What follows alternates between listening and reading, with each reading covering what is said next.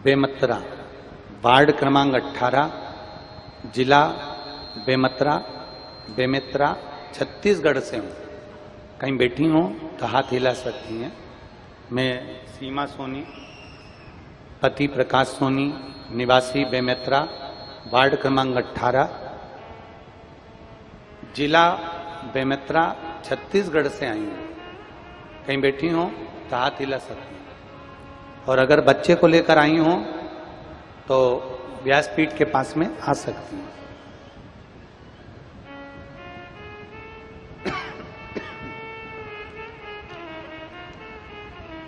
गुरुदेव, 12 वर्षों तक संतान की प्राप्ति नहीं हुई। 12 वर्षों से डॉक्टरों का इलाज चलता रहा पर संतान की प्राप्ति नहीं हुई। 12 वर्ष तक रेगुलर मैंने डॉक्टरों को भी दिखाया, वेदों को भी दिखाया, जगह जगह गोदी भी भरवाई, पर औलाद का सुख नहीं आया।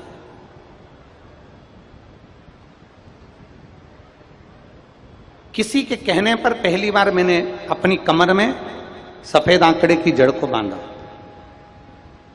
क्योंकि विश्वास तो हमारा खत्म हो गया था, भरोसा तो हमारा टूट गया था कि 12 वर्ष हो गए और संतान का सुख नहीं है। फिर भी एक शंकर की भक्त के कहने पर सफेद आंकड़े की जड़ को बांधा, पशुपतिनाथ का व्रत किया और भगवान भोलेनाथ की ऐसी कृपा हुई कि मेरा गर्भ ठहर गया। 12 वर्ष के बाद अगर औलाद हो रही है तो घर में इतनी खुशी हो गई गुरुदेव कि शायद दुनिया में ऐसी तो आतिशबाजी भी नहीं होगी जो मेरे घर के लोगों की खुशी थी। गुरुदेव, 21/11/2022 के दिन, सोमवार के दिन रात्रि को 9:50 पर सुबह 9:50 पर बाबा भोलेनाथ की कृपा से मेरे घर में पुत्र ने जन्म लिया। मैं बाबा को धन्यवाद देने के लिए आई हूं कि 12 वर्ष के बाद देवाधिदेव महादेव ने कृपा करी है। 12 साल के 12 वर्ष के बाद भगवान शिव की करुणा हुई। और तेरी कृपा बिना न हिले एक भी। एक पत्र बड़ा अच्छा है, देखिए।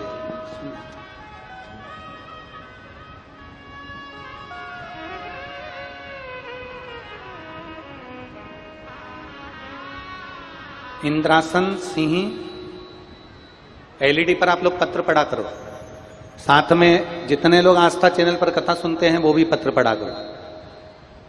इंद्रासन सिंह, पत्नी ज्ञानती देवी, हाउसिंग बोर्ड और क्षेत्र भिलाई। मैं ज्ञानती देवी, हाउसिंग बोर्ड भिलाई, छत्तीसगढ़ से हूं। कहीं बैठी हो तो हाथ हिला सकती है। दिख रही हैं ज्ञानती देवी? अगर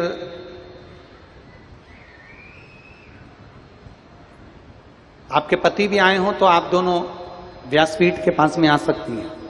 अगर पति भी आए हैं, उनके आए साथ में, तो उनको भी लिया, आ जाइए। मैं ज्ञानती देवी, हाउसिंग बोर्ड भिलाई से आई हूं। मैं क्या वर्णन करूं गुरुदेव। मेरे पति की तबीयत 15 दिसंबर को अचानक खराब हो गई और उनकी आवाज में बदलाव आना शुरू हो गया। आवाज के बदलाव के कारण बस हम उनको डॉक्टर को दिखाए।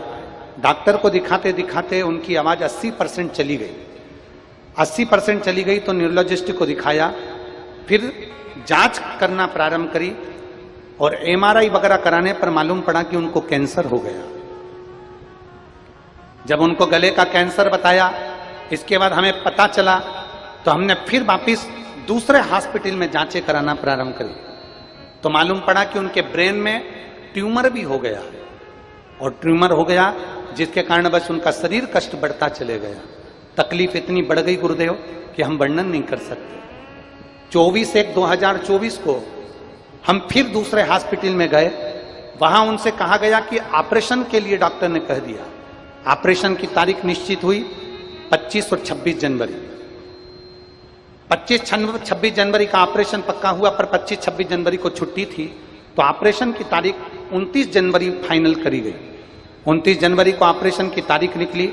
हम ऑपरेशन के लिए उनको लेकर गए और ऑपरेशन के लिए लेकर गए तो डॉक्टर ने वापिस उनका टाटा मेडिकल सेंटर में पीसीटी, सीटी टेस्ट कराया, जिसमें पता चला कि इनका जो ट्यूमर है वो सारे शरीर में दिख रहा है।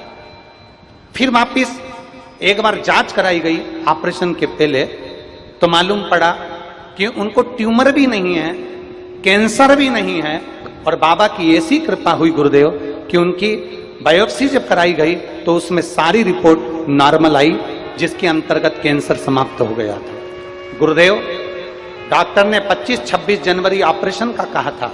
उस बीच में हमने सीहोर से जाकर रुद्राक्ष लिया, शंकर जी पे जल चढ़ाना प्रारंभ करा और शिव जी का चढ़ा हुआ जल उनको देना प्रारंभ करा। आज हम बाबा को धन्यवाद देने आए हैं, जिन्होंने कैंसर से निकालकर ब्रेन ट्यूमर पर लाए और ब्रेन ट्यूमर से निकालकर केवल इन्फेक्शन पर लाकर खड़ा कर दिया। आज बाबा की कृपा से मेरे पति बिल्कुल ठीक हैं, और जो हॉस्पिटल में पड़े रहते थे, जो पलंग पर पड़े रहते थे, आज चलकर कथा में आए हैं। मैं बाबा को धन्यवाद देती हूँ। ये शिव तत्व